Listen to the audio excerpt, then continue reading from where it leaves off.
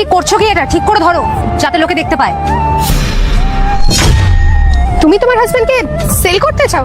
হ্যাঁ ঠিক দেখছো, আমি আমার হাজবেন্ডকে সেল করতে চাই। বাহ, তোমার হাজবেন্ডকে তো আমার বেশ পছন্দই হয়েছে, কিন্তু আমার কাছে না এখন এত টাকা নেই যে আমি তোমার হাজবেন্ডকে কিনতে পারবো। কিন্তু তোমার জন্য আমার কাছে একটা অফার আছে।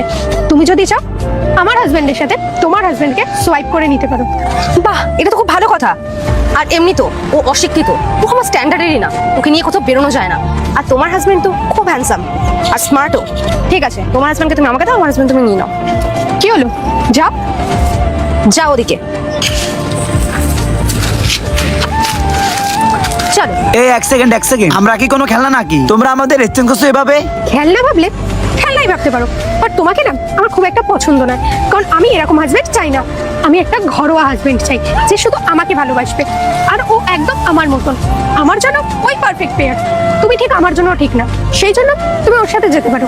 আমি ওর সাথেই থাকতে চাই, কারণ ও আমার জন্য পারফেক্ট।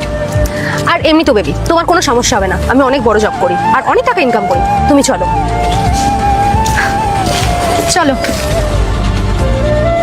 আজকে আমি দেখব তোমরা আল্লাহকে কতটা ভালোবাসো। তোমরা যদি আল্লাহকে ভালোবেসে থাকো তাহলে ভিডিওটি লাইক করে চ্যানেলটি সাবস্ক্রাইব করে দাও। আর তোমরা যারা লাইক সাবস্ক্রাইব করবে না তাহলে আমি বুঝবো তোমরা শয়তানকে পছন্দ করো। আরে ক্রিস, ঘরের এটা কি অবস্থা? ঘরে কি কোনো চুরি টুরি হয়েছে নাকি? এরকম অগোছালো হয়ে গেছে। আমি যখন অফিসে ছিলাম আমার কনস্ট্যান্ট ফোনে মেসেজ আসছে যে টাকা ডেবিট হয়ে গেছে। ঘরে এসব হচ্ছেটা কি? কি বলছো কি তুমি? ঘরে চুরি হতে যাবে কেন? এসব জিনিসগুলো তো আমি অর্ডার করেছিলাম। একটা হুইস্কি আর একটা আইফোন কিনলাম আর একটু শপিং করলাম, তাই একটু বেশি খরচ হয়ে গেছে। আরে ক্রিস, তুমি এটা করেছো নাকি? তুমি কি জানো আমি কত কষ্ট করে টাকা ইনকাম করি, আর তুমি ফালতু ফালতু ভাবে টাকাগুলো সব উড়িয়ে দিচ্ছ? আচ্ছা ঠিক আছে, বাদ দাও। বলো তুমি কি খাবার করেছো?